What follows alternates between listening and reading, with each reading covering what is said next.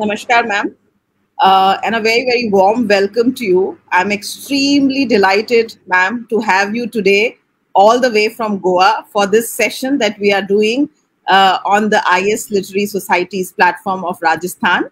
I would also like to welcome all our very, very lovely audiences who very punctually join our platform. So, if some of you have joined today, may I request you to kindly ping us so that we know that we have your permission to start. Uh, Ma'am is a civil servant who has just recently taken retirement, voluntary retirement, because she wanted to devote herself to the work that she started from various experiences coming from her life. Of course, at this point, I will not say much. Just for all those people who have joined this platform for the very first time today, I just want to let all of you know that this platform came into being 4 years back when we had elections for the IS Literary Society, and I had the good fortune to be elected as the literary secretary of the society. And I am doing this now in my second tenure of 3 years. Till date, ma'am, this is our 11th session of 2022, but till date, in the last 4 years, we have done about 60 sessions in both online. And online, of course, we started doing after the lockdown. Earlier we were doing all our sessions in physical mode, but now we are kind of doing both. So some session, yesterday we had a session which was which was live at the Ashok Club, and this is a session that we are doing online with you. The idea of this platform, ma'am, and also the audiences, is to bridge the gap between the civil service and the civil servants by holding meaningful dialogue, conversations on contemporary issues or issues that hold meaning for society, ma'am. And मुझे बहुत खुशी है, ma'am, कि आपका किताब जो है, and I'd like to share it for the audiences, Fragrance of a Wild Soul. This is a fantastic Bible, I should say. हम चर्चा करेंगे इस किताब पर, बट ये बहुत खूबसूरत बुक है जो एक्सपीरियंशियल लिविंग को हाईलाइट करता है. तो मैम, इससे पहले कि हम आपसे चर्चा करें इस किताब पे, and we are going to keep this in English, which is part English and part Hindi, so that it has wider reach across Rajasthan and across India. Ma'am, at this point, we are extremely honored and humbled to have you, and to today, through the conversation, learn from you. May I request you to say a few words before we delve into the conversation? Thank you. Thank you so much, Mugdha, for having me here. And I'm grateful for this platform that you have created because I think it gives an opportunity to all of us to get connected and, as you said, hold a meaningful dialogue. Especially now after the COVID, I think most people, when there is so much of noise on the internet, people are looking for more personal kind of experiences being shared, which do not have a professional agenda behind them. So I'm so happy to be here, and I hope we have a conversation which leaves us all a little more enriched today. So thank you so much for having me here. Thank you so much, ma'am. It's a great responsibility doing today's conversation because it is a very sensitive conversation, and you'll pardon me if I'll try my best to bring the same kind of empathy that you carry in your soul. But you will pardon me if there's anything in which I falter as a moderator in this conversation, because I have extreme high regard for you, and I'm so glad that our paths have crossed. And especially after reading this book, I think I've become a fangirl, and this is a fangirl moment for me, because so many experiences of the same kind where you've escaped death, you've encountered death on innumerable occasions right from your childhood, and you survived them all to be able to write about them. I think hats off to you, ma'am. It's a phenomenal read. A little introduction, ma'am. Ruby Ahluwalia ji is a bureaucrat. She is an officer of the Indian Railway Account Service of the 1987 vintage, and she came into the service at a very, very tender age of 24 years. And that too, she took her exams at a very difficult time in her life when just 20 days before the exams, she lost her father, who was a police officer and serving in the state of Uttar Pradesh. And she was born in Bijnor, brought up in various places that took her from Lucknow to Dehradun to Hyderabad, and now, of course, she's settled in Goa, and we are having this beautiful conversation with her. She has a wandering, wild soul, very adventurous spirit, and a very, very successful career, a very happy, supportive family, and a creative and analytical bent of mind. She did her PhD, and that is also a story that needs to be told. She is a pro multitasker and was juggling her time and energies to be a super professional, super mom, super wife, and super daughter. And today, she is a super holistic caregiver for a lot of people who are suffering from physical, emotional, mental, spiritual, and psychological effects of trauma from cancer. She is also a cancer survivor, and today she's become a warrior for people who unfortunately have had to undergo the brutality of being struck by cancer. But खूबसूरती ma'am आपकी कहानी की ये है कि आपने अपने लोज को जो है वो जनता की सर्विस में समर्पित कर दिया, and that is why I think you taken voluntary retirement. So that is a small brief background.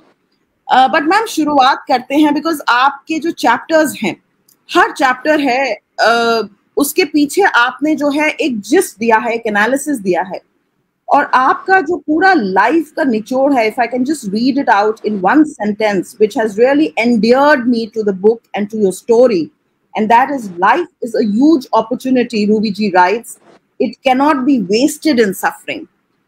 Ma'am, आपको शायद अल्लाह ताला ने या ईश्वर ने कुछ ज्यादा ही बैंडविड्थ ऑफ सफरिंग दिया है, बट आपने उसको अपनी लाइफ को इम्पैक्ट नहीं करने दिया. तो हम शुरुआत करते हैं मैम आपके एकदम बचपन से. बात करते हैं आपके स्कूल के बारे में मैम, आपकी पढ़ाई के बारे में, आपके थोड़ा परिवार के बारे में आप अपने शब्दों में बताएं, क्योंकि आप लिखते हैं मैम कि ट्रॉमा जो होता है, आपने स्ट्रिक्ट टीचर्स की बात करी है मैम, और बहुत सारे बच्चे और बहुत सारे पेरेंट्स जो हैं वो इस कॉन्वर्सेशन को यहाँ पर देख रहे हैं मैम. तो आप कहते हैं कि बहुत सारा जो ट्रॉमा है बचपन का, चाइल्डहुड ट्रॉमा, वो हम अपनी बॉडी में स्टोर कर लेते हैं मैम. तो कुछ थोड़ा अपने चाइल्डहुड उसके बारे में बताइए, एंड क्योंकि हम हाइंडसाइट से देख सकते हैं, तो related to your present, and tell us if the childhood trauma impacted you in any way. I think so. I totally believe in this, Mugdha, although I had studied this in psychology when I did my graduation. But उस समय पे experiences जो थे वो stored थे, मतलब खुले नहीं थे. तो I didn't know this connect actually. तो as you would have read in the book, मेरी जो चाइल्डहुड रही है वैसे तो it was a very happy childhood. And but जैसे कि उस समय पे होता था, most of the teachers, so I did a lot of my schooling in Dehradun. Most of the teachers were very strict, and I think that is how they were supposed to be also. And strictness did not end at के आपको किसी ने गुस्सा कर दिया, punishment दे दी. तो वो बड़ी फिजिकल पनिशमेंट उस समय पे होती थी, तो काफ़ी हम लोग की केनिंग होती थी. In the house also I had very strict parents, and matlab discipline was a thing in the house, was a very very big thing. And as you have read in the book, और मैं स्वभाव से बिल्कुल उससे opposite, you know, so like my brother also studied with me in the same school, lived in the same house, but he looked at things differently and I stored them differently. And so वो मेरी spirit को कहीं बहुत ज़्यादा इस तरह से constrict करते थे. And later when I sat down to explore, I did understand how much of a role all this played to make me what I am today. So in a way you could be thankful, one can be thankful that all these experiences came my way, And I think, yeah, that is the only way to be, because it's not important what experiences came your way, but it is more important how did you interpret them. When you matured, and you could look at things objectively, how did you interpret them? I think that makes all the difference. Ma'am you are absolutely right, क्योंकि आपने तो शायद psychology as part of your educational training पढ़ी ma'am. मैंने अभी हाल ही में किताबों से पढ़ा तो मुझे पता चला कि कैसे, जैसे इकिगाई है कि आप बचपन में क्या करते थे, अगर आप वही चीज को पिकअप करते हो and you convert what interested you in your childhood as part of your profession or vocation, then you will do well. उसी तरह से जो आपके चाइल्डहुड में how did you relate to your parents, वो डिफाइन करता है कि आपका रिलेशनशिप पैटर्न कैसा होगा, एंग्शियस होगा, सिक्योर होगा, अवॉइडेंट होगा। सो आई थिंक चाइल्डहुड में आप कैसे अपब्रिंगिंग अप होता है वो बहुत इंपॉर्टेंट है मैम। मैम आप कहीं ना कहीं लिखते हैं कि एक आप फ्री स्पिरिटेडनेस की बात करते हो, आपका fragrance of a wild soul आपकी किताब का भी नाम है, और कहीं पर आप बहुत बार कहते हो कि मैं मिसफिट कंसिडर करती थी अपने को। तो what is it, how do you define what a free spirited wild soul is, and how and why did you consider yourself a misfit in school, in college, in life, in service? थोड़ा उसके बारे में बताइए ma'am. Mugdha, in fact ये misfit का जो एक tag है ना, ये मेरे से चिपक ही गया है। I will tell you, because जब मैं नौकरी करती रही, जब मैं जॉब करती रही, तो मुझे most of the people told me कि योर पर्सनैलिटी इज सच कि तुम बिल्कुल मिसफिट हो, in that sense of the word. तो मुझे लगता है, जब मैं इस तरह से सोचती हूँ कि शायद मैं लाइफ को जिस कैनवस पे जीने की अपेक्षा रखती हूँ अपने आप से, या मैं जिस स्केल पे लाइफ को जीना चाहती हूँ, और शायद उसके बारे में बात करती होंगी आपस में, तो उससे लोगों को लगता है कि ये जो कैनवस अवेलेबल है इसके पास, this is not the right canvas, or maybe uska scale appropriate nahi hai. So talking of the school, I used to think of a school where there is a lot of freedom to interact, lot of freedom to express what I'm thinking, and how am I absorbing everything around me. So that is how I wanted it to be, and it was very very different. हो सकता है शायद इसी वजह से मैं outdoor activities में बहुत ज़्यादा अपने आप को मैंने टाइम देना शुरू कर दिया. I was swimming, I was horse riding at that time, I was running, I was an NCC cadet. Maybe that space gave me more freedom, and now when I do a lot of work with people, I always talk about how opening your body also opens your being. So I think that is what I was looking for, and in the job also, as you know, हम लोग का job एक बड़ा feudal किस्म का एक वहाँ पे एनवायरनमेंट रहता है, तो उसमें थोड़ी सी दिक्कत होती थी, बट इट वाज गुड.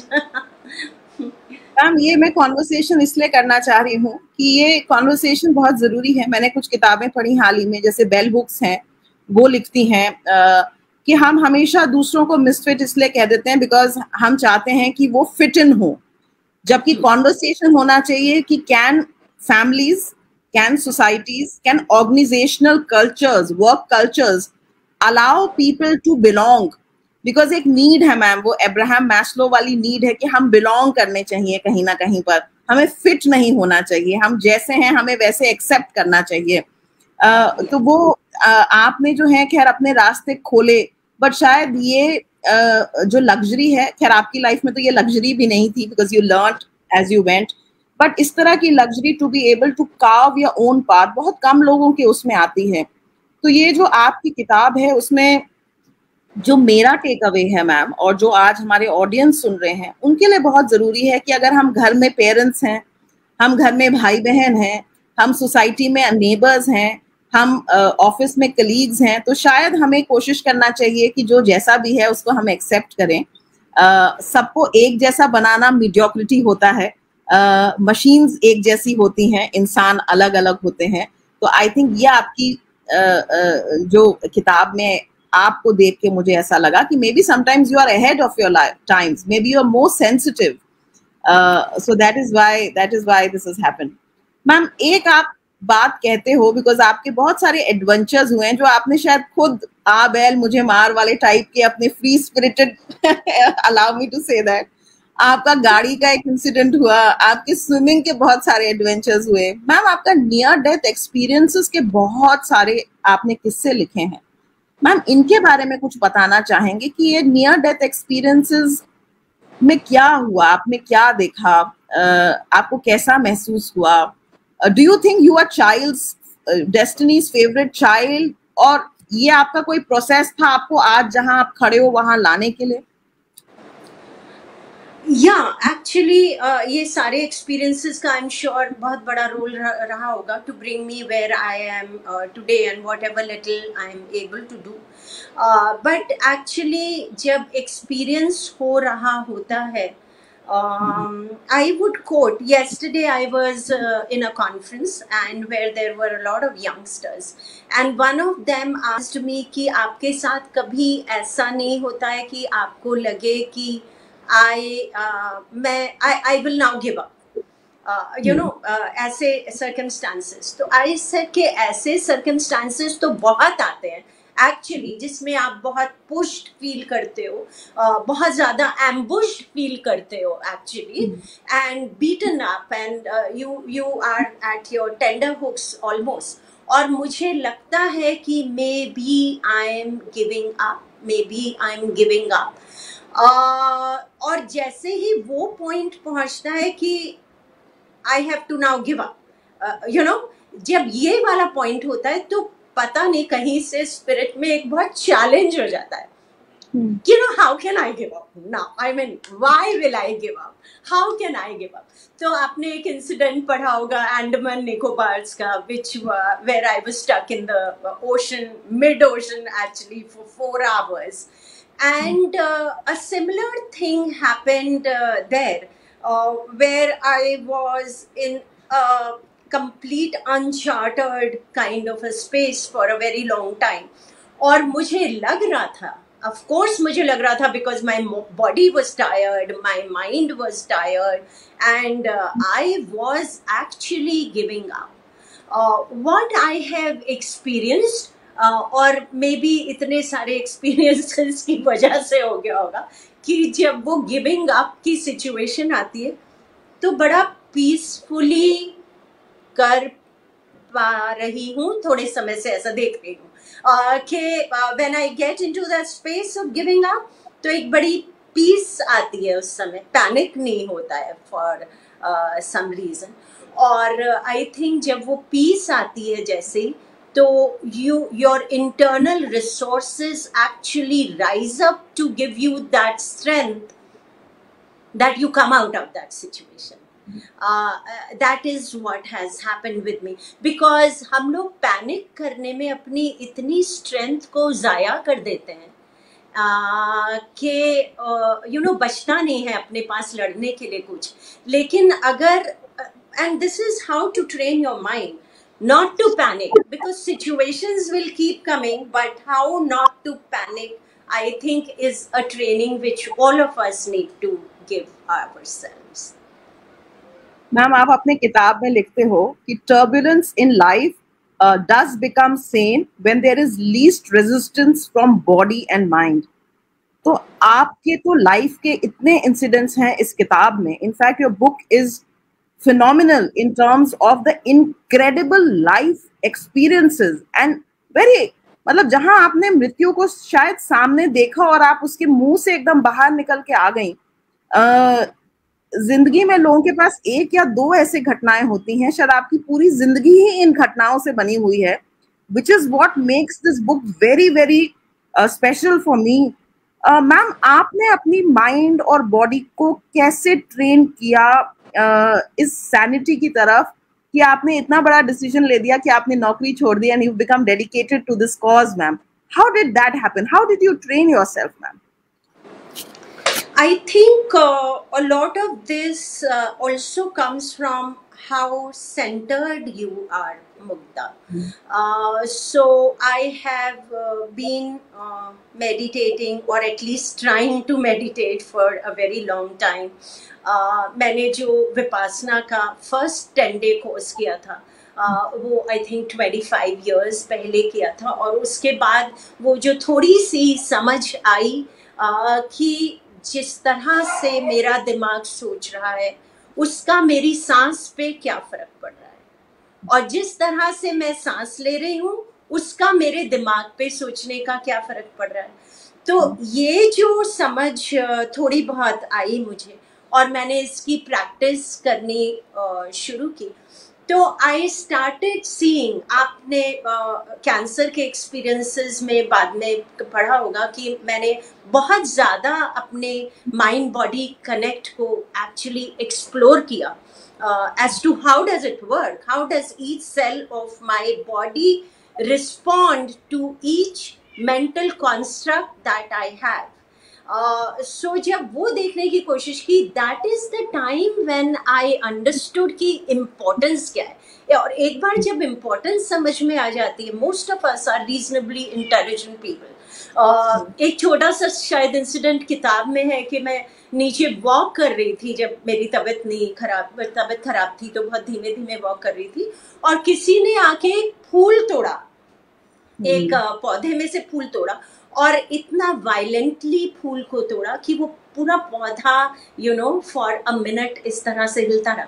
तो this in any case bothers me, थोड़ी सी सेंसिटिविटी ज़्यादा है तो शायद इसलिए, पर उस समय पे मैं रुक गई और मैंने जो फील किया Mugdha, since it was such a physical experience, as if all cells of my body had stopped functioning and they were all totally glued to that plant, so पूरा बंद हो गया था, जैसे सिस्टम शट हो गया था.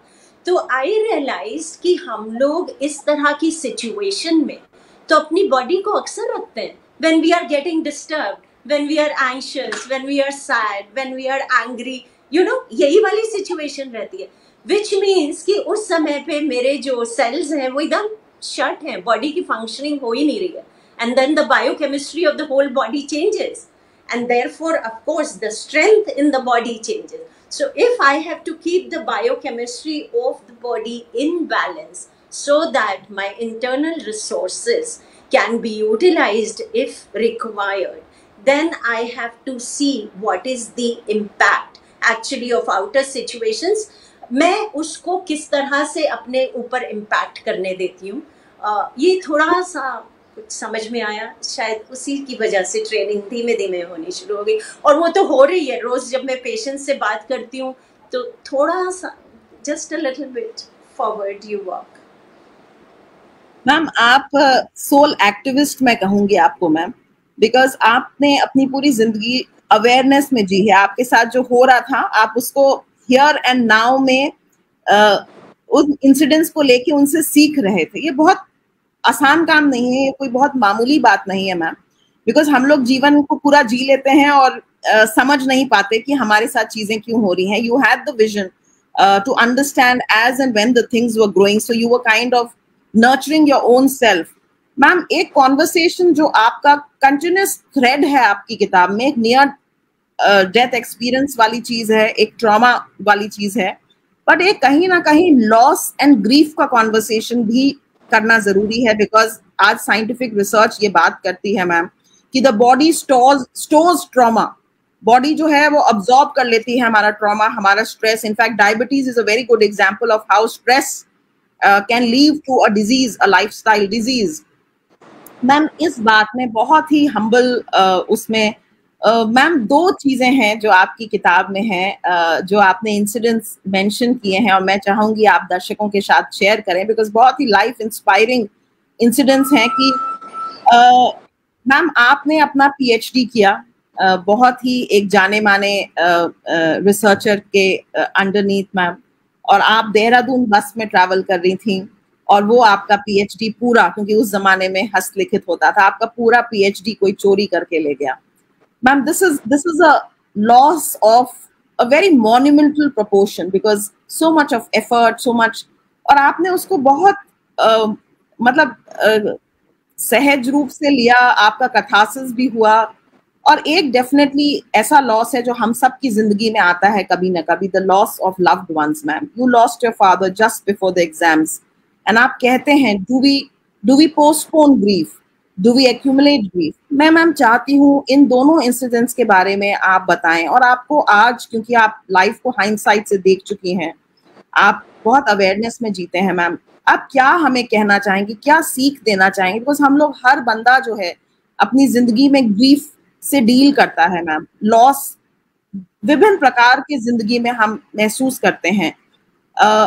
हम हमारी बॉडीज ये ट्रॉमा जो है ना सेव करें, हम इनको नेगोशिएट कर सकें। आप क्या राय देना चाहेंगी मैम हम सब लोगों के लिए? I think one very important thing is that on a daily basis, actually, we need to sit with ourselves.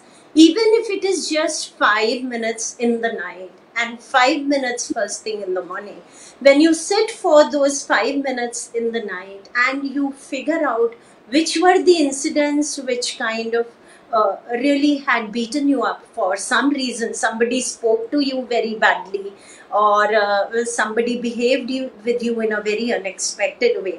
तो जब आप उसके साथ बैठते हैं और उसको रीलिव करते हैं, दैट एक्सपीरियंस एक्चुअली, उस रीलिविंग में ही बहुत कुछ उस एक्सपीरियंस की इंटेंसिटी कम हो जाती है। मैं इस चीज़ को बहुत प्रैक्टिस करती हूँ कि अगर मुझे कोई चीज़ डिस्टर्ब कर रही है बहुत ज़्यादा, तो मैं उसके बारे में और ओपनली बात करने की कोशिश करती हूँ। और जितना ओपनली बात करने की कोशिश करती हूँ, 3-4 बात करने के बाद मुझे लगता है अरे इतनी ट्रिवियल सी चीज़ है जिसके ऊपर मैं इतना ज़्यादा उसको प्रोसेस कर रही हूँ। तो इसको, ये अपने साथ बैठना, उसको लोग आजकल ध्यान कहते हैं, मेडिटेशन कहते हैं, योग कहते हैं, कुछ भी कह लीजिए, बट खुद के साथ बैठना और अपने आप को सेंटर करना बहुत ज़रूरी है। ग्रीफ को, like you have read, I was extremely close to my father, और जो आप फैन गर्ल मोमेंट की बात कर रहे थे, हर लड़की के लिए that is the age when you look at your father like that. But वो अपॉर्चुनिटी मिली नहीं उस समय पे ग्रीव करने की, और वो रह गया, और वो काफ़ी अंदर तक जम गया, ऐसा मुझे लगा। और उसको फिर बाद में समझ भी आया कि ऐसा होता है, this happens, and this happens with everybody, किसी के साथ जल्दी, किसी के साथ बाद में। इट्स नॉट अबाउट कि you lost that person in your life, it is more about how do you remember that person today, and what do you do with that relationship which you could develop with that person. तो जब एक बार ये father के साथ actually इतनी जल्दी हो गया था, तो जब पीएचडी खोई, तो अब उसके बाद कोई और लॉस इतना बड़ा लगता नहीं था, for quite some time, कि क्या है, मतलब PhD खो गई। And I, to be very frank, I would also share with you कि because I did not find it very easy to deal with it, इसीलिए मैंने उसको छोड़ दिया। मैंने कहा कौन इसके पीछे दोबारा करने बैठेगा, लेट मी मूव ऑन। थोड़ी सी आई थिंक बैठने की वजह से I would give all the credit actually to my practice of sitting with myself, and that is all. There is nothing more than that. ध्यान में अपने साथ बैठना और वो faith, I think is extremely important. तो PhD को भूल जाना ज़्यादा आसान लगा, बजाय उसको दिमाग में रखते हुए अपनी present situation को spoil करना। तो मुझे लगा, it didn't make sense to my intelligent mind. And all of us are reasonably intelligent, as I say. तो मतलब ये सोचना कि ये तो वैसी वाली बात हो गई ना मुग्धा, कि कोई आया मुझे थप्पड़ मार के चला गया, ठीक है, वो थप्पड़ मार के सीटी बजाते हुए चला गया। अब मैं 2 घंटे तक बैठ के, ये हमेशा ऐसे मेरे साथ करता है, you know, he thinks very low of me, that's why he does that.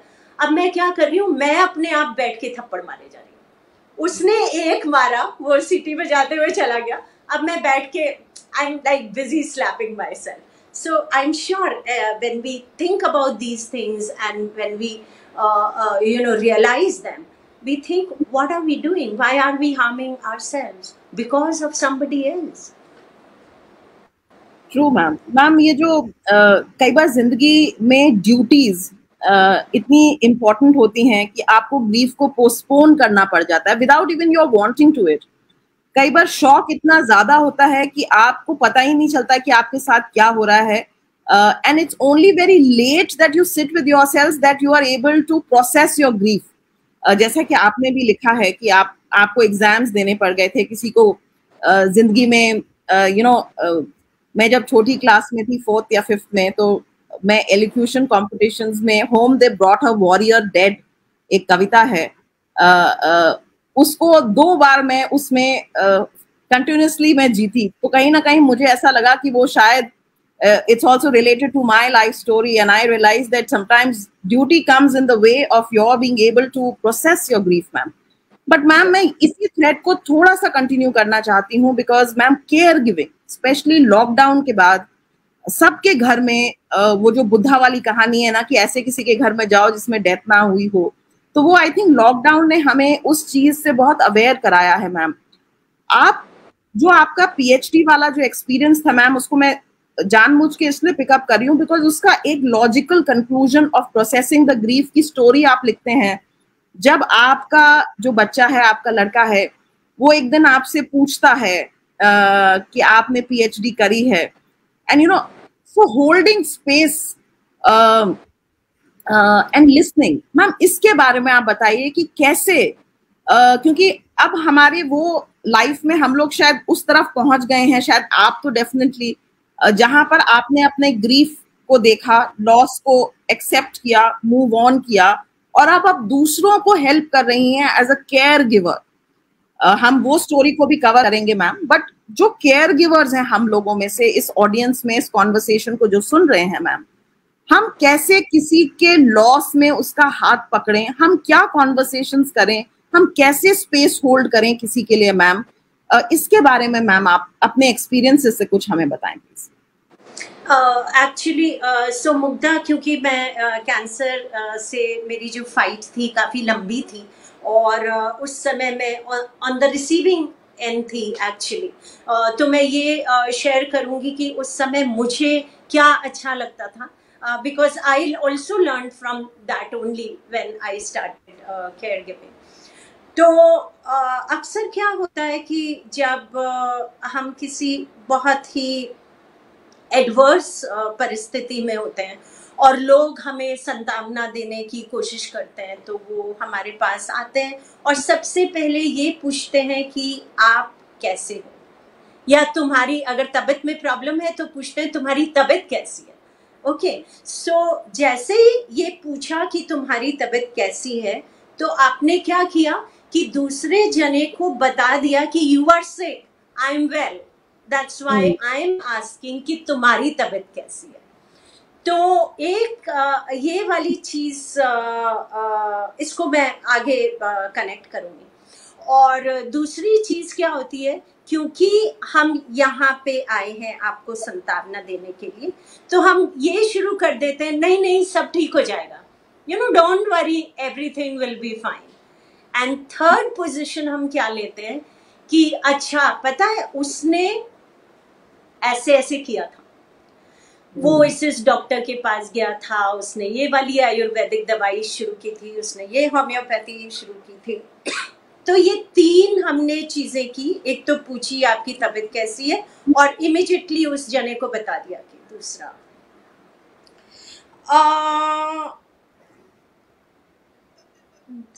तो इसके अंदर जो सबसे ज्यादा रिलीफ देता है आदमी को उस समय पे, is that somebody came and somebody just sat and started holding a very normal conversation, like chalo chai pite hain, you know. Yeah, if somebody is in a position to walk and to travel a little, chalo aaj main tumko coffee ke liye le chalti hu. You know, and when you sit with that person, allow the person to allow the person that space that she or he initiates the conversation. He or she is able to direct the conversation, because only then can you know कि उसको इस समय पे क्या चाहिए. What does that person, maybe right now she or he is feeling extremely exuberant, और उस समय उसको ये बात ही नहीं करनी है. So just join him. So I think in caregiving this is extremely important, that we come to the bandwidth of that person to whom we are we are trying to give some kind of joy and happiness. So that works very well. Another thing which works very well actually when somebody is extremely ambushed is to share your own stories of weaknesses. You know, जब मेरे साथ ऐसा हुआ था, oh my god, I was also like that, and you know, then gradually you kind of bring this person. उस समय पे ये कहना, अरे तुमको सिर में दर्द हो जाता है. सिर में कैसे दर्द हो जाता है यार, हमारे तो कभी होता ही नहीं है. या सो एक वो वाली पोजीशन हम लोग बिना सोचे ले लेते हैं. I'm sure everybody is trying to help, but in the process उल्टा हो जाता है. So when I share my stories of weaknesses, that gives a lot of strength to the other person. I think मैंने कहीं पे लिखा है कि जब हम मैं अपनी weakness की stories share करती हूँ तो लोग open up करना शुरू करते हैं. अगर मैं अपनी stories of glory share करूँ या जब हम share करते हैं, actually तो उसमें egos बड़ी develop होती हैं. And you know, in a normal conversation, forget about caregiving. It is just friends who are talking, it is colleagues who are talking, and you start sharing your moments of glory. Then you look at the other person. There are very few people who are able to, you know, respond to that. So I think in caregiving, what helps is to get into the space of that other person and give what he or she needs at that particular moment. Ma'am ये कहते हैं ना, जिसकी फटे ना by वो क्या जाने पीर पराई. तो ये बहुत जरूरी है. बट मैंने एक बार अपनी सिस्टर से ये बात कही तो उसने कहा कि जरूरी नहीं है कि हमारे साथ भी वही चीजें हों और तभी हमारे में एम्पैथी जगे. तो हमें जो है दूसरे पर्सन के पर्सपेक्टिव से सीखना भी एक स्किल है मैम. एंड आई थिंक ये स्किल, क्योंकि आप इस काम में हो, तो अगर आपके कोई कोर्सेज हों जो ये स्किल सिखाते हैं, बिकॉज मैम आजकल टेलीफोन कॉन्वर्सेशंस जो शायद स्कूलों में हमें नहीं पढ़ाते, एटिकेट्स की क्लास, शेपर्डिंग की क्लास बहुत जरूरी है मेरे हिसाब से. कि हम बहुत समय कॉन्वर्सेशन में जब किसी को फोन बैक नहीं कर पाते या व्हाट्सएप रिप्लाई नहीं कर पाते तो हमारा नॉर्मल होता है I am so sorry, sorry, my apologies. मैं भी लिखती थी. अभी मैंने कहीं पढ़ा मैम कि कैसे कॉन्वर्सेशन को फ्लिप करना है, पॉजिटिव नैरेटिव में बदलना है. तो हम कहते हैं thank you for having patience with me. Instead of saying I'm sorry I could not call back, thank you so much for having patience with me, because which basically एक affirmative space में है. तो मैं बहुत time से कोशिश कर रही हूँ ऐसे Instagram हैंडल्स फॉलो करके कि किस तरह की केयर गिविंग की लैंग्वेज हम सीख सकें. मैम आपने I think you have it by instinct, because आप में शायद कहीं ना कहीं प्रेमोनिशन, इंट्यूशन, सिक्स्थ सेंस, ये एक बहुत ही एक ऐसा पैकेज है जो pardon my saying it ma'am, but मुझे ऐसा लगता है कि वो शमनिक ट्रेडिशंस में एक आपने कहीं ना कहीं उस ईथर से आपका कोई कनेक्शन होगा डेफिनेटली मैम, कि you have that kind of a soul which has a capacity to heal, and probably you had to go through the depths to figure out your purpose in life, because I feel so ma'am आपने एक बहुत अच्छी चीज, एक incident है जो आपकी किताब का है जो मैं शेयर करना चाहूंगी, बिकॉज आजकल जो दुनिया है it's divided not into haves and have nots, but in the post lockdown and virus period it is between people who need care and people who can give that care ma'am. So takers and givers में ये चीज change हो गई है. और बहुत साल पहले मैम एक किताब पढ़ी थी never let me die, I think वो इशिगुरो की थी, जिसमें ब्रिटेन में उस जमाने में मैम लोग केयर गिवर्स पैदा करते थे जिनका काम ही होता था टर्मिनली इल पेशेंट्स के साथ रह के उनको जो है केयर गिविंग देना. So care giving is a skill, it's an art, and we need to teach people in homes and families.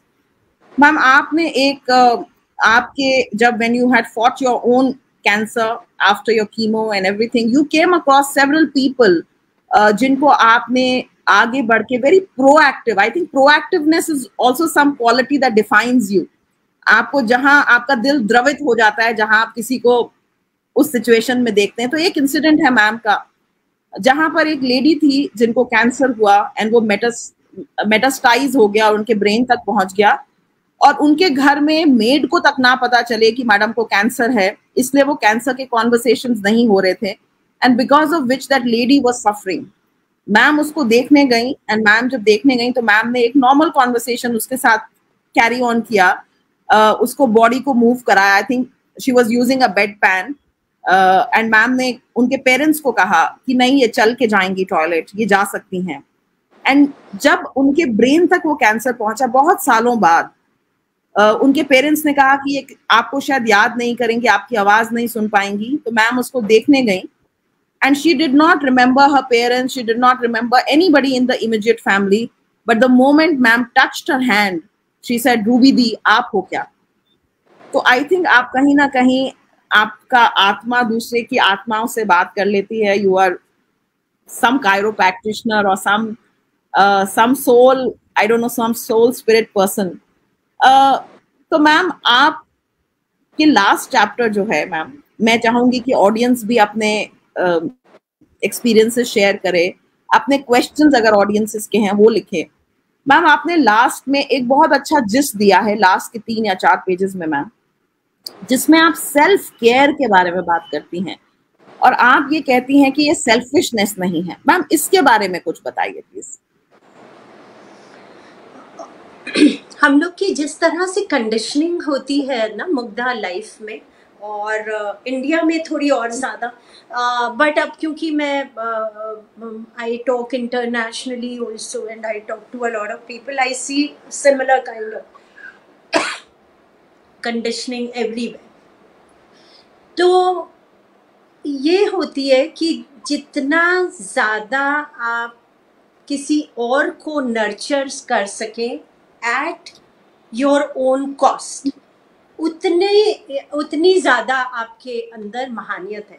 और ये जो नर्चर करने की बात कर रही हूँ, ये किसी आदमी की बात नहीं कर रही हूँ कि नर्चर आप किसी इंसान को कर रहे हैं लाइफ में.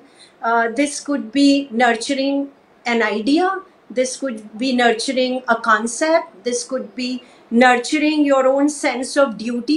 You have seen how people at times work because they get a lot of pride out of this, that at the cost of neglecting themselves they are supporting something outside of them. So this conditioning, I think, is itself not in the right place, because anybody who has not nurtured himself or herself, anybody who's not sorted from inside here, anybody who has not simplified the matters here, can never ever make the contribution that he is geared, he is supposed, or he's capable of making, actually, in the same space that he is. So what I want to talk about is that all of us can do a better job to the organization, to our parents, to our children, to our friends, and to our sense of duty, or any other motto that we have in life, if we have first nurtured ourselves from the inside. And nurturing के लिए बहुत ज़्यादा tools की ज़रूरत नहीं होती Mugdha. Actually हम लोग अक्सर जो है अंदर से तो टेकर्स मोड में रहते हैं, टेकर्स मोड में रहते हैं, और बाहर से कोशिश करते हैं दिखाने की कि हम गिवर्स मोड में। Now I will tell you what is the difference. अभी क्योंकि मैं बॉम्बे में थी अभी काफ़ी समय तक, तो मरीन ड्राइव पे I used to go for a walk where Anil Ambani also comes, तो मैं जस्ट वो ध्यान आ गया तो वो एग्जाम्पल ले रही हूँ। तो अगर आज अनिल अंबानी से भी पूछे कि you know what are you looking for, he will be able to tell you 15 things he is looking for in the sense of material requirements. He's got a huge house which is near my house in Bombay. He will still look for a better house, you know, which has a beach of its own, which has a... So anybody, when he is in the taker's mode, is looking for more. And when you're looking for more, then there is craving which is coming from them. 2 bedroom के घर वाले को 3 वाला चाहिए, 4 वाले को 5 वाला चाहिए, किसी को गार्डन वाला चाहिए, किसी को... As soon as you get into the giver's mode, and let me tell you, everybody is in a position to give something or the other from his or her life to. As soon as you come in the giver's mode, you are in the mode of abundance. You start feeling so good about yourself that you are in it. And as soon as you feel good, the biochemistry inside your body changes. There is a lot of balancing. तो ये जो feeling good वाला idea है, ये बड़ा underrated है. तो जितने समय हम feel good feel कर रहे हैं, the biochemistry of our body is changing, which has a huge impact. Actually, not only the chronic diseases we do have or we will have, but to the whole environmental energy around us. तो जैसे ही हमारी, अब ये थोड़ा सा spiritual है पर बोल देती हूँ क्योंकि दिमाग में आ रहा है, तो जैसे ही हम ये फील गुड वाले मोड में हुए और हमारा जो एनर्जी का लेवल थोड़ा लिफ्ट अप हुआ, तो हमने उसी एनर्जी के चीज़ों को, लोगों को, सर्कमस्टांसेस को, परिस्थितियों को अट्रैक्ट करना शुरू कर दिया. So you can imagine, if it is so easy that if we can remain in the giver's mode. Somebody asked me recently, how do you think people can empower themselves? Yeah. I said people can empower themselves when they start making an effort to empower others. That's the easiest and the quickest way actually to empower yourself. छोटी सी चीज से, a very very small thing you can empower. I don't remember now because I'm writing another book if I have mentioned this incident in the book, but do you have 2 minutes? Can I talk Yes. about it? Yes. All right.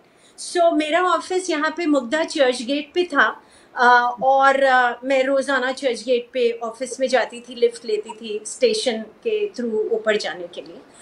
और वहाँ पे एक 7-8 साल का लड़का, वहाँ पे बहुत सारी ईटरीज हैं, वहाँ पे गार्बेज बिन के सामने बैठा रहता था. और मैं मोबाइल पे बात करते करते, रोज़ाना you always feel that you are late, तो मैं उसको देखती थी, मन होता था बात करने का पर मैं कर नहीं पाती थी, निकल जाती. एक दिन मैंने देखा कि उसने गार्बेज बिन में से कुछ निकाला और खाना शुरू कर दिया. तो आई थॉट नहीं, दिस इज इनफ. तो मैं रुकी और मैंने उससे पूछा कि आप कहाँ रहते हो? तो उसने कहा यहीं पे सबवे में रहता हूँ. तो आई सेड पेरेंट्स कहाँ हैं? तो ही जस्ट डिड, मतलब I don't know types. I said तो ये क्या कर रहे थे? ही सेड कि मैं यहाँ दुकान में सफाई करता हूँ, मुझे 10-15 रुपए मिल जाते हैं रोज के, उससे खाना खा लेता हूँ. नहीं मिलते हैं तो मैं ये गार्बेज बिन के आगे खा लेता हूँ. तो ऐसे ठीक है, तो तुम आज से ये नहीं करोगे और रोज आना, हम लोग साथ में ब्रेकफास्ट करेंगे. तो मैं 15 मिनट ज़्यादा पहले जाने लगी और वो जल्दी से मेरा हाथ पकड़ लेता था. And every day he would take me to a puri bhaji stall. Maybe he was very fond of puri bhaji, and we both started having breakfast together and it went on for months. एक दिन मैंने फिर से देखा कि वो बच्चा जो है गार्बेज बिन में से कुछ निकाल रहा है. तो मुझे थोड़ी सी इरिटेशन हुई, अनॉयंस, गुस्सा सा आया. तो आई सेड अभी तो हम लोग रोज़ाना ब्रेकफास्ट रोज करते हैं साथ में, अब तुम क्यों उसमें से निकाल रहे हो? तो उसने मुझे ऐसे करके दिखाया सबवे की तरफ। आई सेड उधर क्या है? तो वहां पे देयर वाज अ डॉग, एक कुत्ता था, वो ऐसे बैठा हुआ था। तो I said what about the dog? तो ही सेड वो जो कुत्ता है ना, उसको मैं रोजाना खाना खिलाता हूँ। I said okay. तो he said he used to call me दीदी for some reason. He said दीदी आप जब मुझे खाना खिलाती हैं ना, तो मुझे बहुत अच्छा लगता है, लेकिन जब मैं उस कुत्ते को खाना खिलाता हूँ ना, तो यहाँ पे कुछ होता है।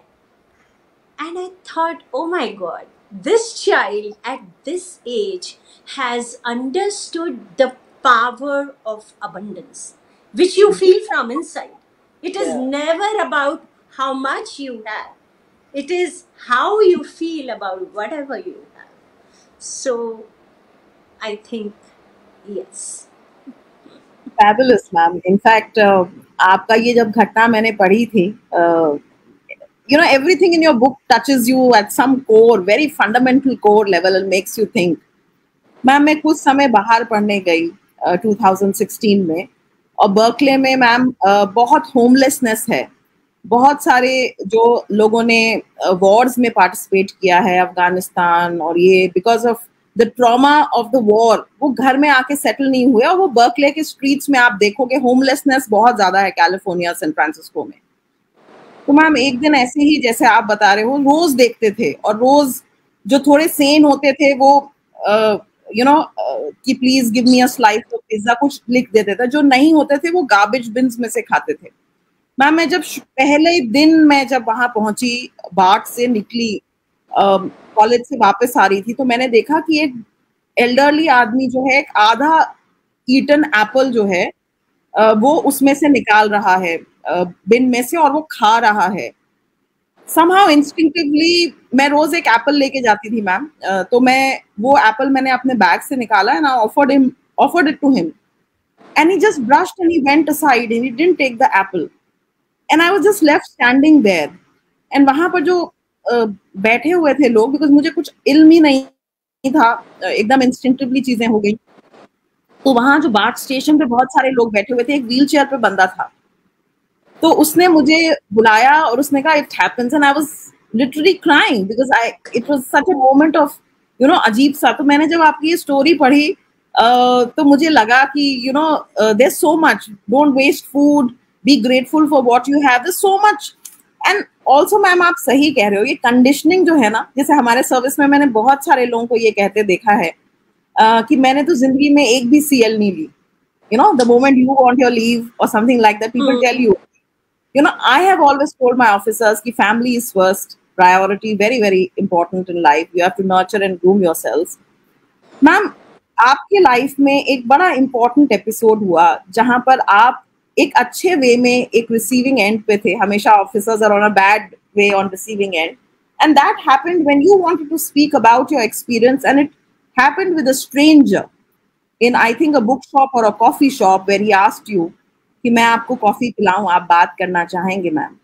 मेरे जिंदगी में भी बहुत सारी ऐसी चीजें हैं जो मैं स्ट्रेंजर्स से आसानी से बात कर पाई हूँ, not because you don't have loving families, not because of anything, but probably you don't want to share your grief and make them sad. तो मैम दो चीजों के बारे में आप बात करें, the role of your family and the role of strangers in your life, because कहीं ना कहीं वो स्ट्रेंजर्स भी जो हैं वो शायद इवॉल्व ह्यूमन बीइंग्स होते होंगे। So speak a little about that, आपकी फैमिली, बिकॉज आई थिंक ये बहुत मुश्किल दौर से आप गुजरी, स्पेशली एक बड़ी अच्छी इंसिडेंट है जो मैं आपसे पूछूंगी, जिसमें मैं आपसे प्रश्न करना चाहती हूँ, बिकॉज आपका मैरिज वाला कैसे हुआ, बट पहले आप ये बताइए, फिर विल कम टू दैट, कुछ चटपटी बातें भी होनी चाहिए। तो family supportive, of course my family was very supportive, but during my experience of cancer, but support करने का हमारा अपना तरीका होता है, isn't it? Maybe that is not the kind of support, or maybe I was looking for more than that. But yeah, so that is there, but strangers का एक बहुत बड़ा रोल होता है actually in caregiving. And that is why I tell everybody that volunteer your time in some way or the other, because the way people who are feeling pushed in life, the way they can connect with strangers, they can never ever do it with their families. So you can make such a huge difference in someone's life just by volunteering an hour every week, actually. As you were talking about the coffee shop, because I still had a drain bag here, and there was a tube which was going, and there was blood which was going out of this. And I went to this bookshop, and I was, pulling a book, and he looked at this, and he's like, "Oh, there is blood there." So, and he was a young guy, must have been 18, 19, 20, something like that. And so he never asked me what has happened to you. He just showed the blood. But I was so this thing, I was so, what do you call? I was so eager to share actually. So I said, हाँ मेरी surgery हुई है ना उसी का है. So uh, then he asked me, "Would you like to have a cup of coffee with me?" And I said yes. And he just asked me, I think, "Would you like to talk about it?" And I just started off, as if I was looking for this opportunity to kind of unload myself.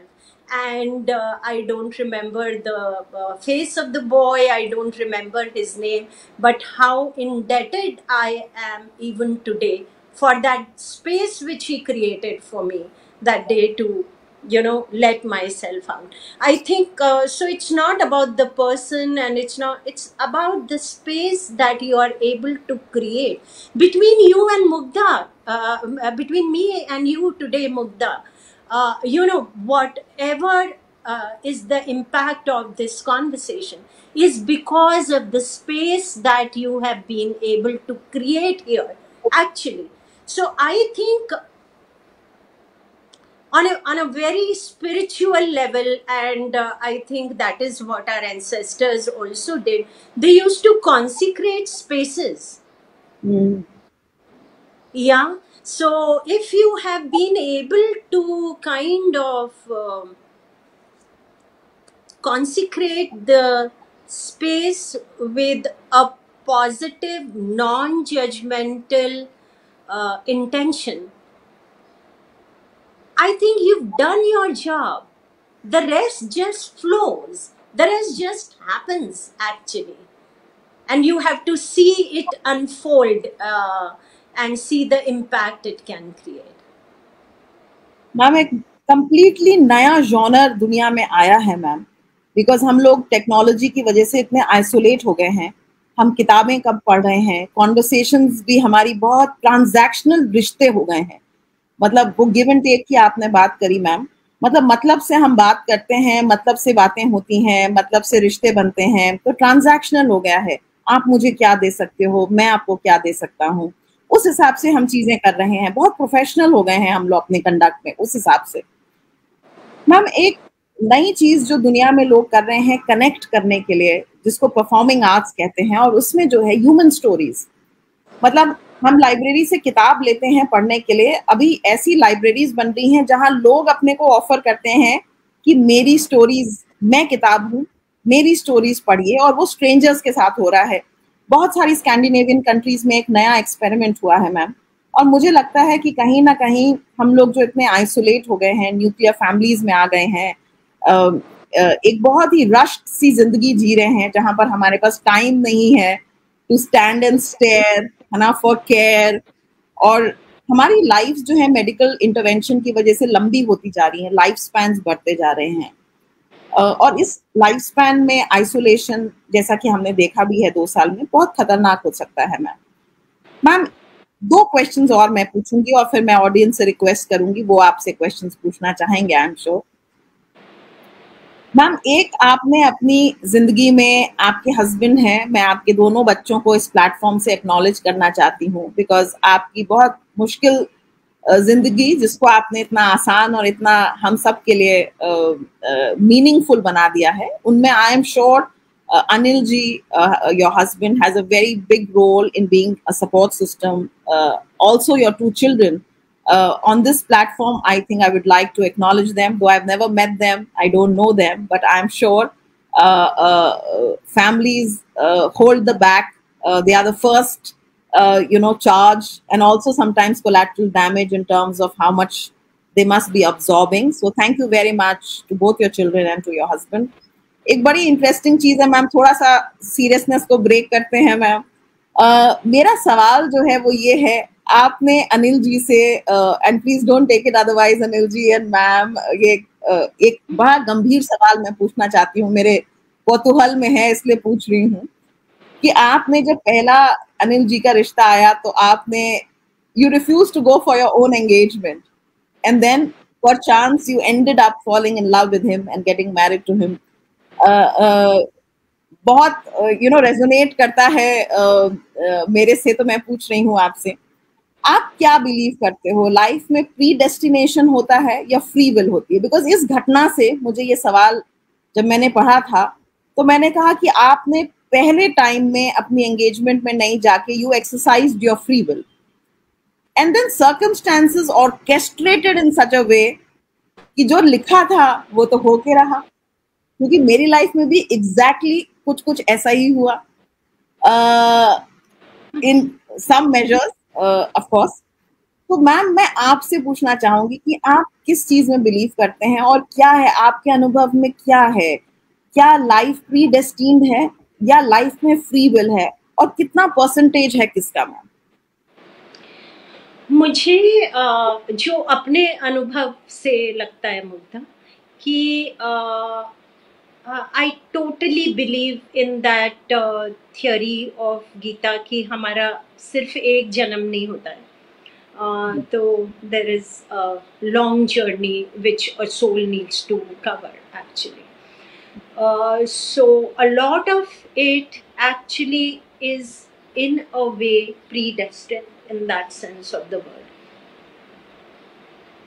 But मैं आपको एक छोटे से example से इसको I want to explain it to you, क्योंकि बहुत सारे लोग मुझसे ये पूछते हैं कि कैंसर हेरिडिटरी होता है क्या. या सो आई ऑलवेज से कि अगर कैंसर हेरिडिटरी है विच मीन्स कि अगर जीन जो है म्यूटेट हो गया है, तो जीन जो है it is like a seed.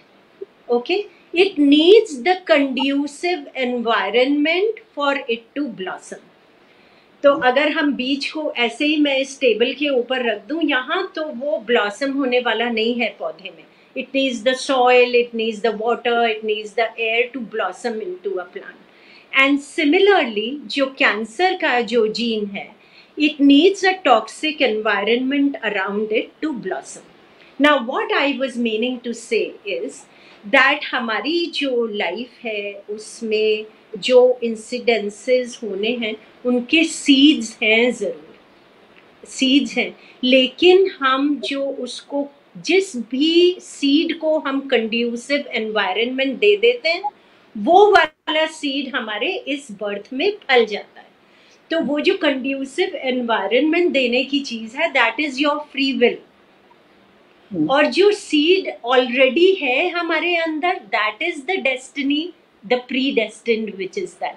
So this is what came to my mind just now. Nobody has ever asked me this question, so the mind was not conditioned to answer it, but yeah, this is what comes to my mind right now. Ma'am absolutely right, because मुझे भी ऐसा कहीं ना कहीं लगता है कि हमारे अंदर बहुत सारे सीड्स हैं. जैसा आप कह रहे हो, हम किसको पानी देते हैं, किसको नर्चर करते हैं, वो ग्रो करता है. जिस तरह से बहुत सारे थॉट्स हैं, हम किस थॉट को अलाउ करते हैं हमें टेक ओवर करने के लिए, इसी में छुपी है शायद रहस्य कहीं कि हम जीवन में कुछ भी कर सकते हैं. Because whatever you water, whatever you think, and thoughts become a life, thoughts become a habit, so we can all grow good thoughts. Ma'am एक आपने जो आपके लाइफ में एक्सपीरियंसेस हुए उससे आप ग्रो करें हैं मैम, है ना. बहुत सारे लोग उन एक्सपीरियंस के ग्रेविटास से बैठ जाते हैं जिंदगी में, और यू हैव रिजन. और आप कहीं लिखते भी हैं कि ग्लाइडिंग अप और sliding down both need brakes, and brake आप डिफाइन करते हैं पॉज, है ना? फिल्म में भी पॉज होता है, इंटरमिशन के बाद कहानी बदल जाती है, आपका पॉज बहुत इंटरेस्टिंग है। आपने पॉज के बाद जो आप काम कर रहे हैं मैम, क्योंकि मेरा परिचय आपसे हुआ था जब मैं रिको में थी, और आप जो है संजीवनी के बारे में आपके वर्कर्स के साथ मुझे मिलने आए थे, और हमने बात करी थी इसके बारे में, और मुझे बहुत आपका कॉन्सेप्ट अच्छा लगा। बट किताब पढ़ने के बाद I think I have understood in a more holistic perspective ma'am.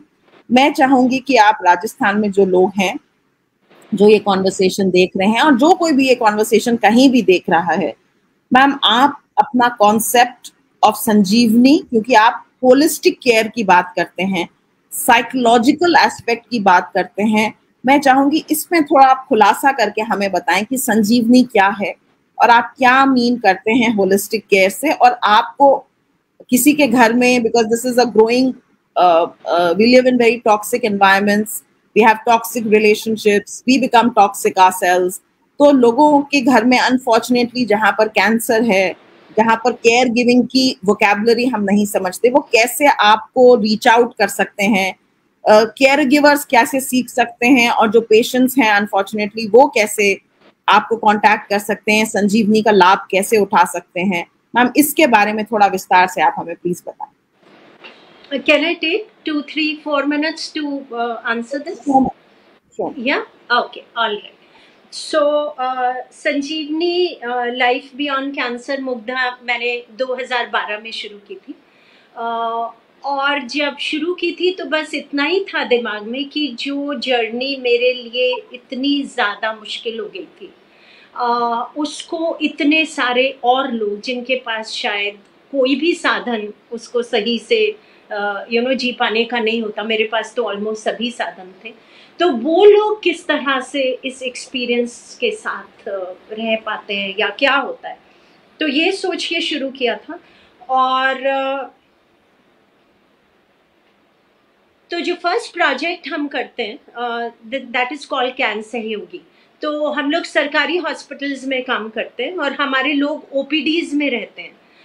तो कैन सहयोगी में ओपीडी में सरकारी हॉस्पिटल में पेशेंट को जो हर चीज चाहिए होती है, the first thing is the right interaction with the doctor, because government hospital में 2-3 मिनट ही मिलते हैं हर पेशेंट को।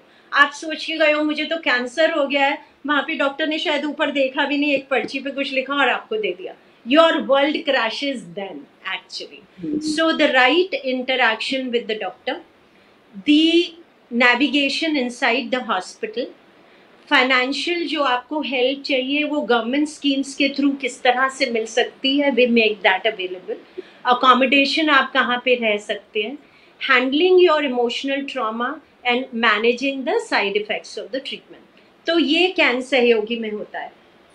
Today we work in 18 cities of the country to run this program called Can Sahayogi, and the vision is to run this program in at least one city of every state in the next 3 years. इसके ऊपर जब हमने impact study की 1 साल की, तो ये मालूम चला कि जो कैन सहयोगी में हम करते हैं everybody wanted that, but 77% of the people said that they could not have continued with their treatment if this help was not available. So this study is available on the website. The second program that we run is called Satori. Satori is our immunity building program, and उसमें gradually with all my reading, conversations, introspection, I figured out that immunity has a huge role to play in cancer, and our immunity basically largely depends on 3 things. One is our food, the second is our breath, and the third is our mental constructs. So we do a 36 session course with the patients to help them learn how to build up their immunity. We've done a research study on this also. Right now, this program of ours has become a topic of interest for John Hopkins and Harvard Medical School as well. So we may do a collaborated research on this. Um, the third program that we run is we train cancer survivors to become professional cancer caregivers through a 4-month full-time training program. This is called CanSarthi, which has 200 hours of theory and 240 hours of practical. The curriculum is written by me and has been passed by the academic committee of Tata Institute of Social Sciences, and it is the only course of this kind anywhere in the world. So that is the third program that we run.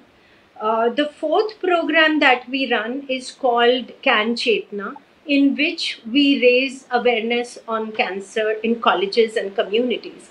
Now, awareness on cancer in a way like this, how you can reduce your probability of having cancer. Number one. Number two, if it comes your way, how to recognize it early. Number three, if your friend, neighbor, relative is going through an experience like this, how you can make a difference there. So this is our Can Chetna program. Then we have started a program called Can Ahar, in which we give nutrition supplement boxes to the poorest of the patients. One box every week for 6 weeks, which increases hemoglobin and platelet counts. And it only has dry fruits, spices, chickpea, protein mix made of nachni ka atta and peanut powder and jaggery. So it's all natural things which are given to them, and they really help the patients increase their immunity. We do a lot of advocacy on integrated cancer care management. So we call a program called Can Varta. So these are the programs that we do. We have worked with more than 3.5 lakh patients by now, Mugdha. And I'm sure we'll continue to do that. If you know any patient who can benefit from our services, although our website is there, Sanjeevani Life Beyond Cancer. You can Google, I'm sure you will get it. But leaving the helpline number 8691 000 800 and 801. So 8691 000 800 and 801. And anybody who would like to volunteer in any which way can also get in touch, because let me tell you that I have made myself available to the universe to use me in the best possible way that it can to make this world a better place. But I can do nothing alone. I can do nothing alone. So I need all the support, and I need a lot of wishes, and I need a lot of love, frankly. You have all our love, ma'am, and you have all our arms and limbs to support you, ma'am. I'd, in fact, like to undergo a training for caregiving. Uh, so if there is, I will speak to you separately. But if there's anybody else who would like to make use of any resources for themselves, for their families, for friends, would want to undergo a course in caregiving, and this caregiving is not just restricted to cancer, it's caregiving for your parents, how to speak. Mental health is such a big thing. Today, anxiety, depression आपको हो सकता है, आपके साथियों को हो सकता है, आपके फैमिली में हो सकता है, आपके फ्रेंड्स में हो सकता है. वो लैंग्वेज ऑफ केयर गिविंग जो है, मुझे लगता है हर किसी को आनी चाहिए. That should be a skill. In fact DOP में कोर्सेज में होना चाहिए how to learn care giving skills, because ये हमको जो है, ये हमारा, it is like a life jacket जो हमें सपोर्ट करेगी. So I think from a very futuristic perspective, I'll be very happy to undergo your course to learn, so that maybe if universe wants to use me, kabhi inshallah logon ke liye, to I at least have the skill. I am trained to do what is required. Ma'am एक last सवाल है. वैसे तो सवाल तो बहुत सारे हो सकते हैं, बट आपका समय कीमती है, हमारे ऑडियंस का समय भी कीमती है. मैम, आपने अपनी किताब में जब आप इस मुश्किल दौर से गुजर रही थी, जब आपको कैंसर हुआ, उस पूरे दौरान में आपने पेंटिंग करना शुरू किया. एंड आपने अपनी किताब में बहुत खूबसूरत पेंटिंग्स जो हैं, और उससे भी ज्यादा एक्चुअली आप you have a very rare quality ma'am, that you have, you know, every incident that happens, every painting that you made, you have been able to learn from it. और मैंने in fact आपकी आपने ही खुद लिखा है किताब में, I have just understood your journey. आपने अपनी पहली पेंटिंग और लास्ट की पेंटिंग और बीच की पेंटिंग्स में जो टाइटल्स दिए हैं, जो ऑडियंस है मैं उनका मजा नहीं खराब करूंगी, बट जो टाइटल्स दिए हैं उस टाइटल से ही आपकी जिंदगी में आप कैसे इवॉल्व हुए हैं वो वो समझ में आता है। So Ruby Ji is also an artist. Tell us a little bit about this side of your personality, ma'am. और क्या कर रही हैं आप आर्ट के फील्ड में, ma'am? So, yeah, I used to paint actually Mugdha pehle also, and not only in painting. Art is basically an expression. So that I use very often in different ways, and it has kind of really,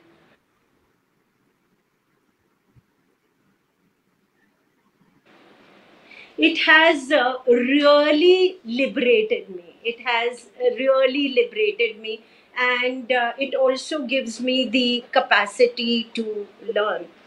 Uh, just to this thing, my first painting, which you must have, we have 2 minutes, Yes. yeah, since you spoke about the painting. So the first painting which I did was only to kind of express all the agony that I was going in, and I wanted to express it because मैं उसको अपने अंदर contain नहीं कर पा रही थी. That was the only reason.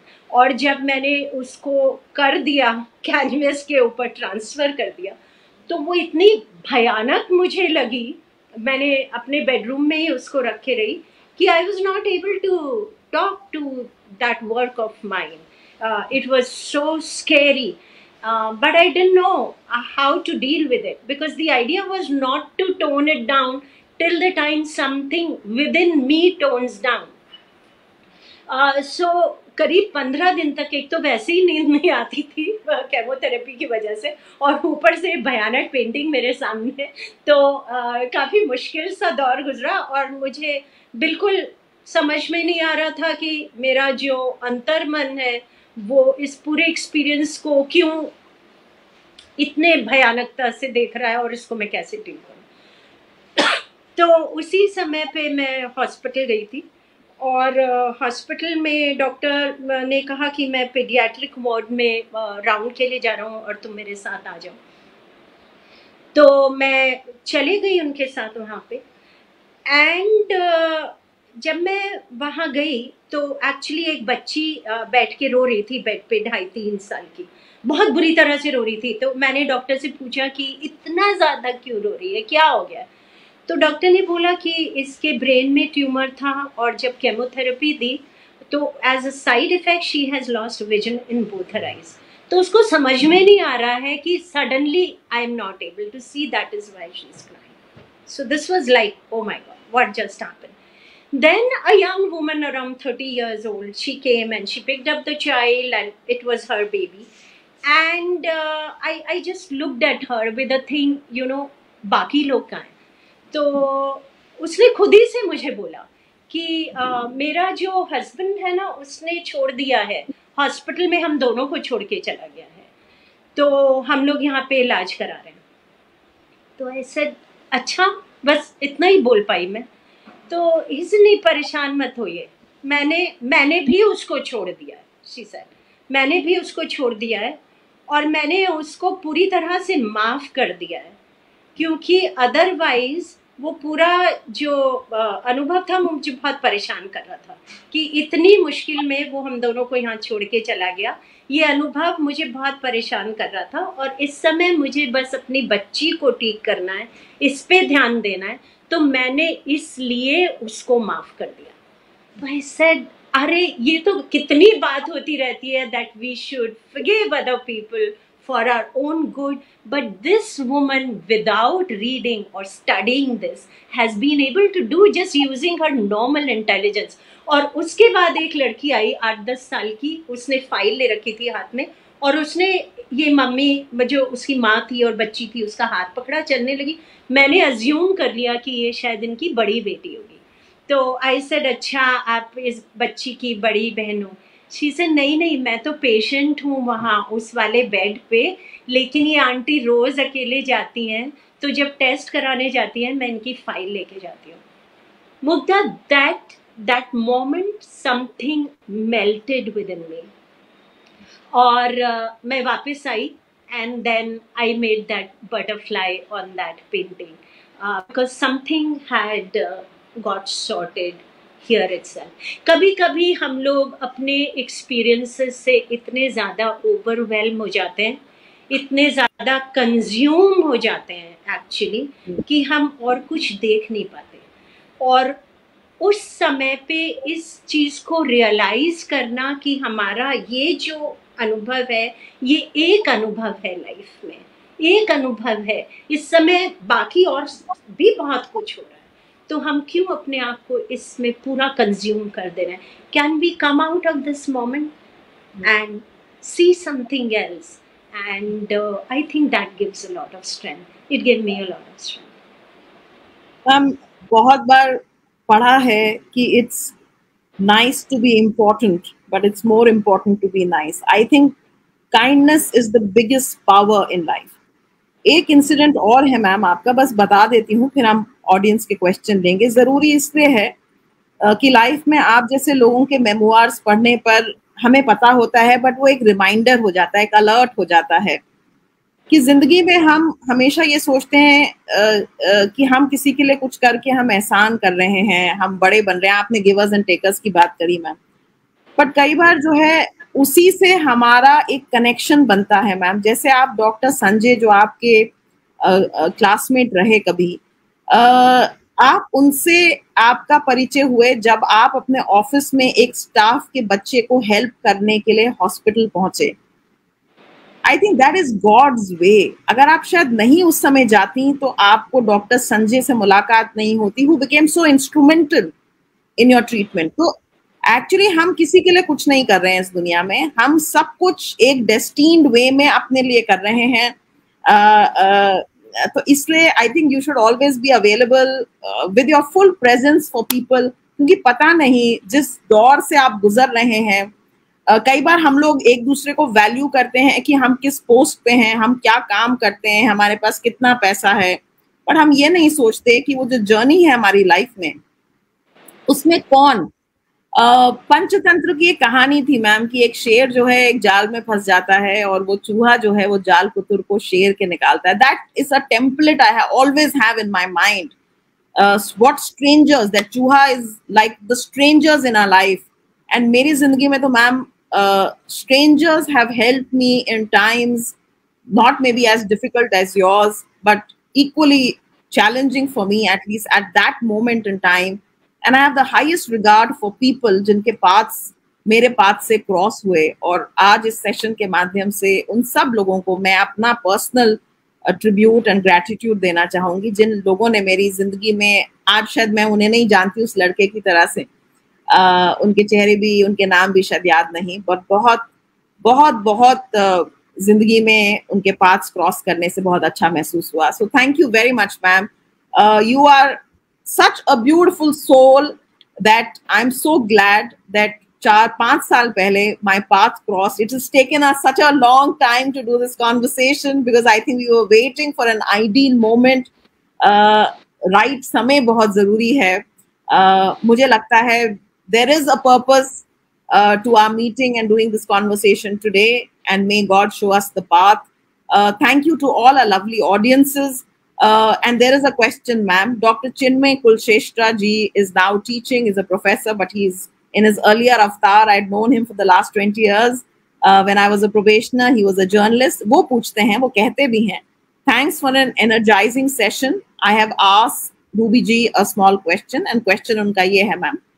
how to explore the reason which keeps on bothering us. The distress keeps on being there, but it is so difficult to identify the reasons. How should such an identification be done? अक्सर हम लोग I think अपने आप को बहुत seriously ले लेते हैं और हम लोग कोशिश करते हैं कि जो भी लाइफ में हो रहा है अक्सर ख़राब हो रहा होता है तभी रीज़न ढूंढना शुरू करते हैं एक्चुअली। तो उसकी रीज़न हमें मालूम होनी चाहिए, that will help us. But I seriously feel from my experience that rather than trying to know the reason as to why it is happening to us, it is our time is better utilized if we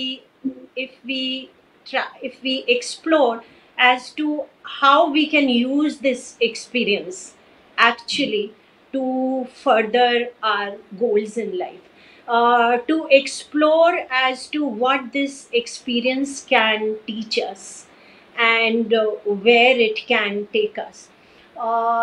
तो अगर हम उस adverse experience को पूरी awareness के साथ accept करते हैं, और जैसे ही ये एक्सेप्टेंस होती है, एक्चुअली ये बहुत अपने पर्सनल एक्सपीरियंस से आई एम शेयरिंग दिस, कि जैसे ही एक्सेप्टेंस होती है तो उसकी रीज़न, उसकी लर्निंग, उसका आगे का पाथवे सब कुछ एक साथ दिख जाता है। जैसे मतलब कि कमरे में आके आपने स्विच ऑन किया, बत्ती जली तो सब कुछ वहीं था, आपको नहीं दिख रहा था, एंड यू पुट। तो ये जो एक्सेप्टेंस है, I think this is an underrated tool to live a better life.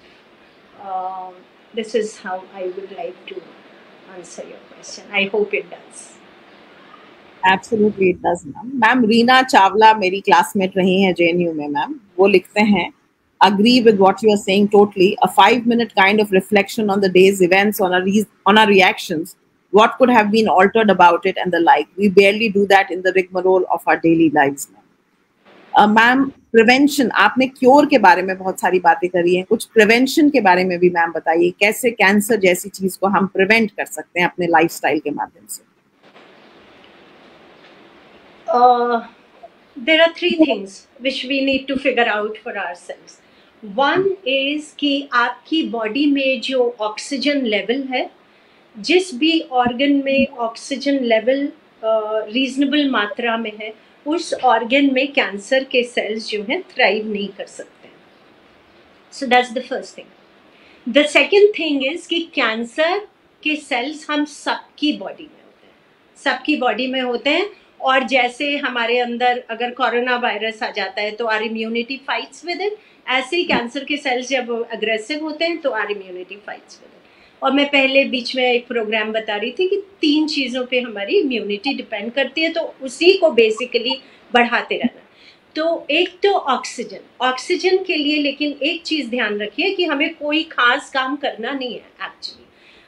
Oxygen अपने आप से अंदर जाते रहती है और बाहर कार्बन निकलती रहती है, that keeps happening. Now the problem is कि अगर आप अपना सांस लेने का तरीका देखेंगे in a normal this thing, you will see कि आप यहाँ तक सांस ले रहे हो, बाहर फेंक रहे हो, ले रहे हो, बाहर फेंक रहे हो।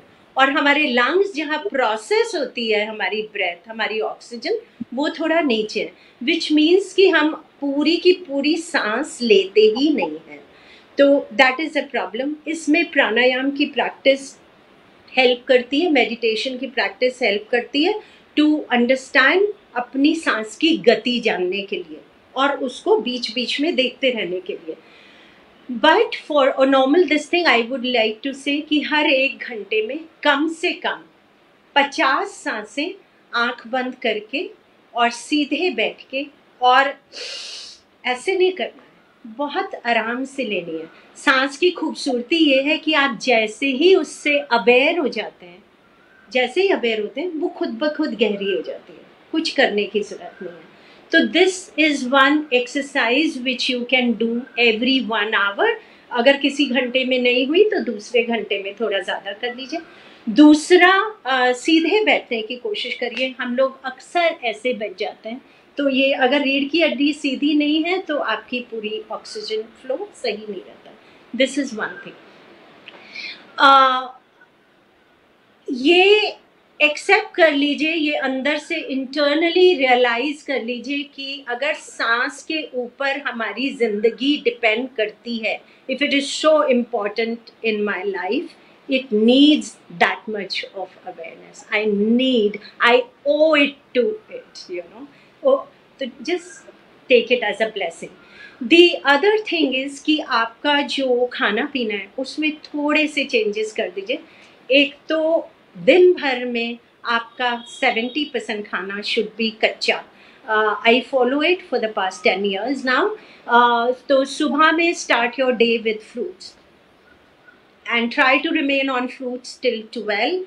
Between 12 to 1 please take a vegetable juice. मैं बता दे रही हूँ जल्दी जल्दी टिप्स, बिकॉज टाइम भी कम है। एक वेजिटेबल जूस ज़रूर पी लीजिए जब आप अपना खाना खाते हैं। तो खाने में आपका again at least 60% of the food should be कच्चा। तो try and see that you have a lot of salad, have your dal chawal sabzi whatever you like to have. Try to avoid gluten, try to avoid milk, try to avoid white sugar. These 3 things अगर आप अपने खाने पीने में से निकाल देंगे, you will do a big favor to yourself. The logic of it we can do some other time when we have more time, but there is a good solid scientific logic behind it. Finish your dinner by 7:30. That does a lot of good. At around 4:30, when you have your cup of tea, please have some dry fruits with it. Dry fruits means nuts, not the apricots. So have badam, akhrot, kaju, whatever you like, mungfali, chana, whatever you like. So just a fistful with the tea. तो खाने पीने में अगर आप इतना change कर लेंगे तो that will go a very long way. No milk, no sugar, no gluten, or at least as less as possible. The third thing, the most important thing is your mental constructs, which change the biochemistry of your body. Just to give you a little this thing. So although I'm not able to see all the audience, if I was to tell the audience ki chalo let's run, most of the people will tell me what are you talking, Sunday को बैठे हैं मस्ती में बात कर रहे हैं, कहाँ भागने की अभी हिम्मत नहीं है, बिल्कुल नहीं दौड़ सकते। लेकिन अभी आप सोचिए अगर आपके सामने एक जंगली जानवर आ जाता है तो आप उसको ये सब बोलेंगे? नहीं बोलेंगे ना, बिल्कुल जोर से भागेंगे, सबसे जोर से। तो जो एनर्जी आपको अभी तक नहीं फील हो रही थी सडनली कहाँ से आ गई? बिकॉज इसने थ्रेट देखी, बताया, ग्लैंड ने एड्रेनलिन रिलीज की, बॉडी में एनर्जी आ गई which helped you to run and save your life. Problem क्या है? ये जो जंगली जानवर सच में आया था तो हमारी जान बच गई। अभी जंगली जानवर आजकल की जिंदगी में हमारे सामने नहीं है, पर हमने बहुत सारे बिठा रखे हैं अपने यहाँ पे। किसी ने बॉस को जंगली जानवर बना लिया है, किसी ने अपनी मदर को ही बना लिया होगा, अपने फादर इन लॉ को बना लिया है, किसी ने नेबर को बना लिया। आजकल बहुत सारे पेरेंट्स अपने बच्चों को ये जंगली जानवर बना लेते हैं। What does that mean? Because they continuously anxious because of that, they continuously angry on them, they are continuously sad because of them. तो ये जो जंगली जानवर आपने यहाँ पे बिठाया, तो माइंड जो है अलग अलग नहीं डिफ्रेंशिएट कर सकता कि ये सच का है कि आपने बना रखा है। एड्रेनलिन रिलीज होता है, एड्रेनलिन को आप भाग के दौड़ के अपनी लाइफ नहीं बचाते, तो क्या होता है? कलेक्ट होता रहता है, कलेक्ट होता है तो it turns into toxins and therefore your biochemistry changes. And when adrenaline is getting released, no part of your body is working properly, no growth hormones are getting released, so you have hit your body on 2. So next time when you're feeling sad, fearful, angry, anxious, so just tell yourself, do you really want to do it to yourself? Because you are giving a seed of a chronic disease to your body. It's better to keep it up. Thank you so much, ma'am. And if you permit, you are such an inspiration, ma'am. And this was hands-on tips, ma'am. ये तो याद गांठ वो पल्लू में गांठ बांध के रखने वाली चीज है. Thank you very very much for this very very lovely conversation. मैं बस एक ही चीज जो है वो ऐड करना चाहूंगी.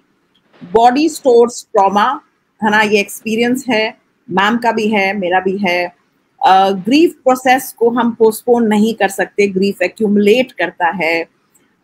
ऑक्सीजन बॉडी को रिजुविनेट करती है. Exercise, ma'am is a swimmer and her near death experiences जो थे वो स्विमिंग के बहुत सारे हैं. So some exercise in your body also. Ma'am, एक मैंने किताब पढ़ा अभी नेस्टर जेम्स का, Breath. It says and it's very scientifically proven हमारा योगा कैसे इंपॉर्टेंट हेल्प करता है हमें.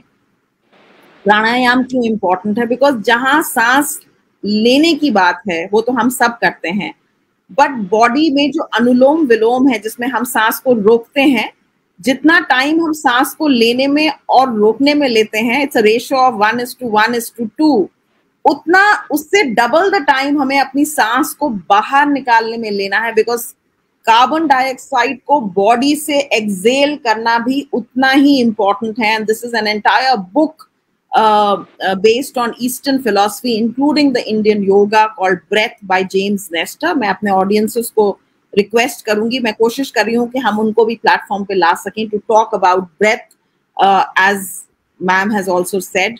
तो कीप दैट इन माइंड. अपनी body is a temple, mind ma'am ने कहा है is a temple, of course soul is the ghanti of that temple.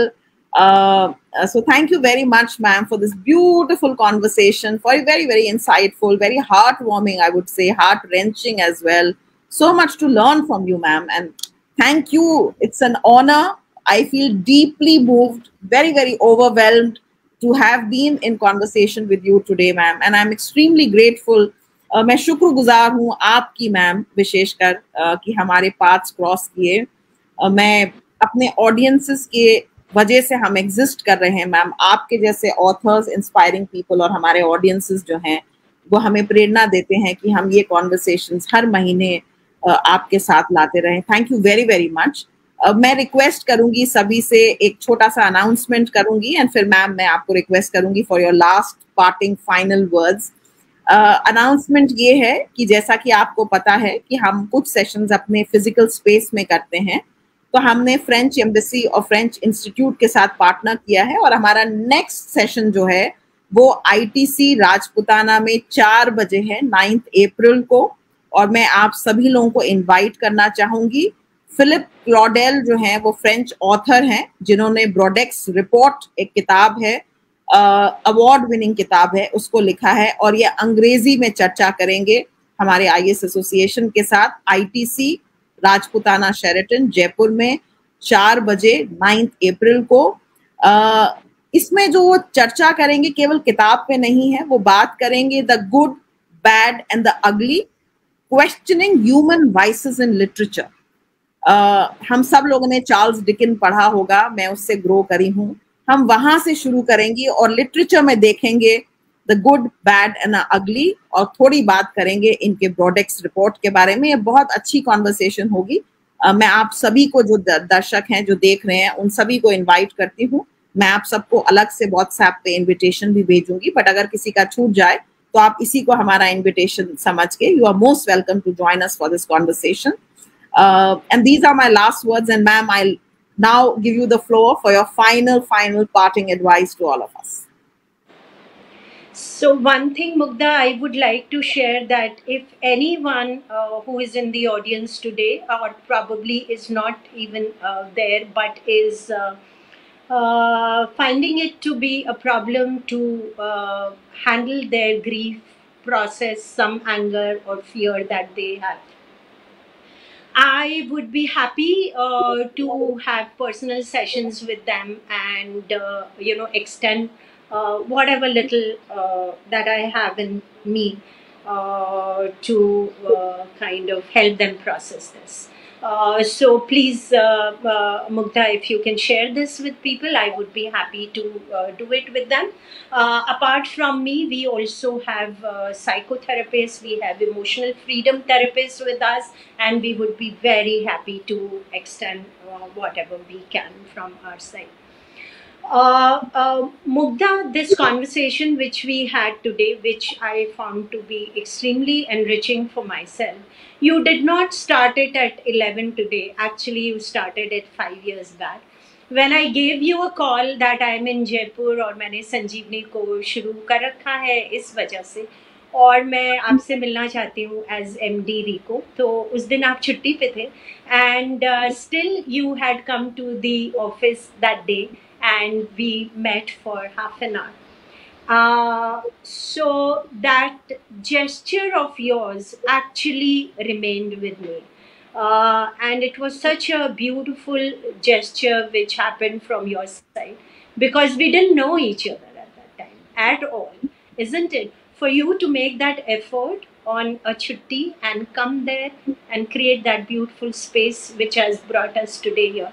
So I'm extremely grateful to you for that. And I hope that together we are able to do a lot of meaningful work. Thank you so much ma'am. मैं गोवा आऊंगी तो जरूर आपसे जरूर मिलूंगी. सो thank you so much. और आप जयपुर आए तो मैम हम एक फिजिकल मोड में सेशन करेंगे ग्रीफ के ऊपर, और आपका जो स्किल है इसमें और आपका जो बैकग्राउंड है उसके इस्तेमाल से I am sure we'll be able to help many more people process their grief and loss. So thank you very, very much, ma'am. I don't know, you've made me so happy today doing this session with you. Feel so honored and humbled, ma'am. आपका बहुत बहुत शुक्रिया, ma'am. Feel extremely proud of such civil servants who have gone beyond their comfort zone, gone beyond their call of duty to do something amazing for all of us, learning and growing and evolving from their experiences, ma'am. If I can just say, I salute you personally for whatever you do and how much inspiration you bring to all of us. Thank you very, very much. And we'll see you on the 9th. And with this, have a very, very good Sunday evening. And don't forget to breathe in and breathe out properly. Don't forget to enjoy your life. And please छुट्टी लीजिएगा परिवार के लिए, अपने लिए enjoy कीजिएगा, balance maintain कीजिएगा. And we'll see you soon and stay in touch. All the best to you. Thank you very much. Good night.